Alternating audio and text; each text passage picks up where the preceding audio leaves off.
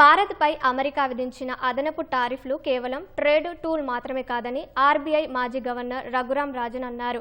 రాజకీయ, ఆర్థిక శక్తిగా ఎదిగేందుకే ట్రంప్ ఈ సుంకాల భారం మోపుతున్నారని అభిప్రాయపడ్డారు. ట్రంప్ టారిఫ్లు విధించేందుకు అనేక కారణాలు ఉన్నాయన్నారు. చౌక ధరకు వస్తువులు దిగుమతి చేసుకుంటున్నందుకు అమెరికా వినియోగదారులే ప్రయోజనం పొందుతున్నారన్న విషయాన్ని ట్రంప్ మర్చిపోయారని రఘురాం పేర్కొన్నారు.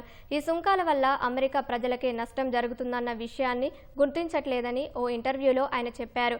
సైనిక శక్తిని ఉపయోగించలేని సందర్భాల్లో టారిఫ్లను తమ బల ప్రయోగం కోసం ట్రంప్ వినియోగించుకుంటున్నారని వెల్లడించారు. టారిఫ్ల భారం భారత్కు ఓ మేలుగొల్పు లాంటిదని, ఏ దేశంపైనా విస్తృతంగా ఆధారపడకూడదని వివరించారు. యుఎస్తో భారత్ వాణిజ్యం కొనసాగిస్తూనే ఐరోపా, ఆఫ్రికా వంటి దేశాలపైన దృష్టి సారించాలని రఘురాం సూచించారు.